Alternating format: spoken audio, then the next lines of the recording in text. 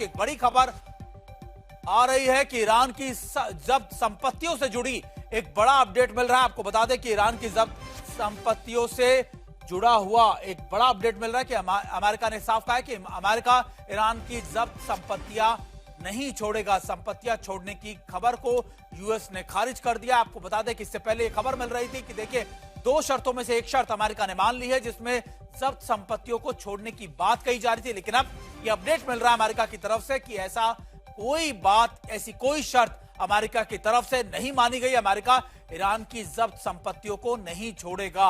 ये बड़ा अपडेट मिल रहा है। आपको बता रहे हैं कि कैसे जब्त संपत्तियों को लेकर कहा जा रहा था कि कतर के अंदर मौजूद कई जो फ्रीज एसेट्स थे उनको अमेरिका शायद डीफ्रीज कर दे।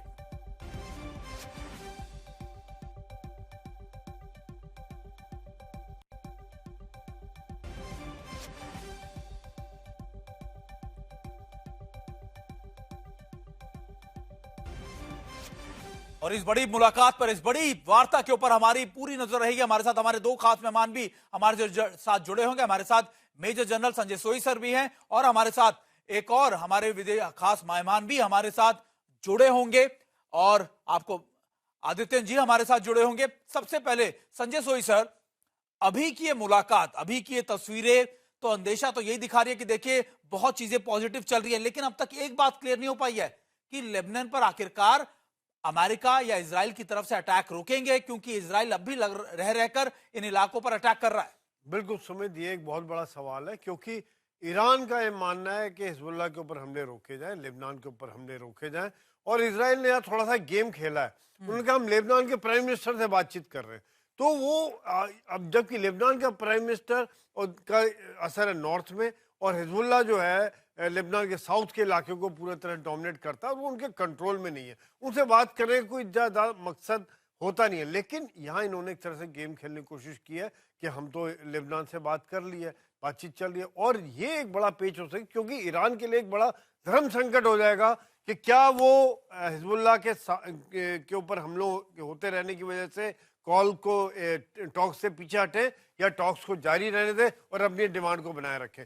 तो ये देखा जाए तो ये इस समय बड़ा एक मेन कारण हो सकता है। दूसरी बात तो बाकी दोनों की डिमांड इतनी अलग अलग है, कितनी डिमांड मानते हैं नहीं मानते हैं, इसमें पाकिस्तान अभी तो दोनों अलग अलग कमरों में बैठ के पाकिस्तान एक मैसेंजर की तरह से काम कर रहा है। उसके बाद में अगर बातचीत थोड़ी पॉजिटिव होती है, जिसकी मैं उम्मीद लगाता हूँ, सुमित, हो सकता है पूरी बात सभी बातों में सहमति ना हो, लेकिन जिस हिसाब से डेलीगेशंस आए हैं दोनों तरफ से, उससे लग रहा है कि दोनों एक होप ऑफ सक्सेस, जैसे कि सफलता की उम्मीद से आए हैं, उस उम्मीद से यहाँ पर आए हैं। सर हमारे साथ डॉक्टर आदित्यान जी भी जुड़े हुए हैं, दरअसल उनसे जानने की कोशिश करते हैं। सर देखिए डॉक्टर साहब, ये बात तो तय है कि हर युद्ध के बाद नेगोशिएशन, बातचीत ही आखिरी आपके पास एक ऑप्शन रहता है, लेकिन अभी जिस तरीके से अमेरिका की तरफ से रुख आ रहा है, ये खबर आई गई देखिए जो डी फ्रीजिंग ऑफ एसेट्स था उसको डिनाई कर दिया गया। ईरान लगातार अपनी 2 शर्तों को लेकर तो अड़ा हुआ है कि देखिए बातचीत से पहले, किसी भी नेगोशिएशन, किसी भी बातचीत से पहले आपको ये प्री कंडीशंस तो माननी पड़ेगी। क्या आपको लग रहा है कि एक डेडलॉक ना क्रिएट हो जाए, सिर्फ ये औपचारिकता रह जाए कि देखिए बातचीत करने के लिए इस्लामाबाद, ईरान भी पहुंच गया, अमेरिका भी पहुंच गया, लेकिन कुछ निष्कर्ष ना निकल पाए बातचीत का? देखिए, ऐसी बात है कि ये जो शांति वार्ता चल रही है, ये सिर्फ एक दिन में समाप्त नहीं होगी। उन्हें जो युद्ध विराम दिया गया है, अंतरिम युद्ध विराम, तो वो 2 हफ्ते के लिए दिया गया है, और तीसरे दिन ही ये बातचीत शुरू हो गई है इस्लामाबाद में। तो दोनों पक्षों की तरफ से अपने अपने रुख हैं।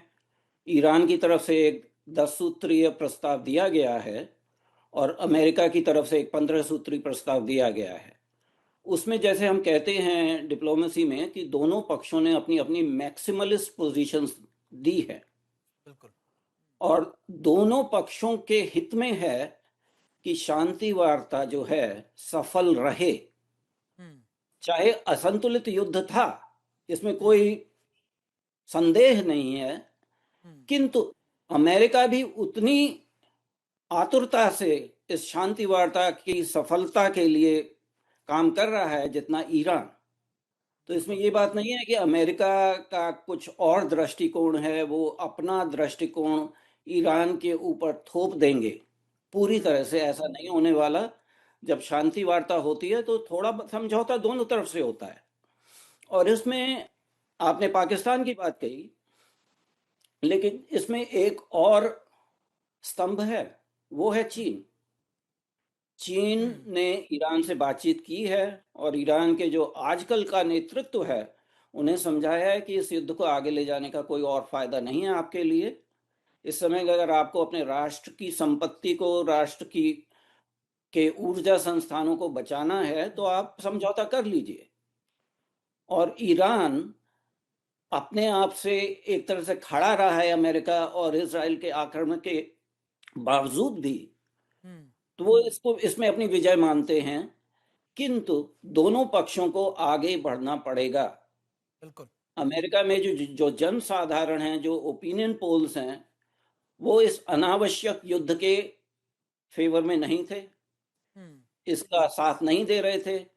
अमेरिका में अभी ये नवंबर में मध्यावधि चुनाव भी आने वाले हैं और आप देखिए कि राष्ट्रपति ट्रंप के जो सहयोगी थे, जो पुराने पत्रकार सहयोगी थे, वो सब उनके विरोध में बोल रहे हैं। वो कह रहे हैं कि ये युद्ध अनावश्यक था। इतनी जो धमकियां दी गई कि एक सभ्यता का विध्वंस कर दिया जाएगा, ये मानवता के विरुद्ध है।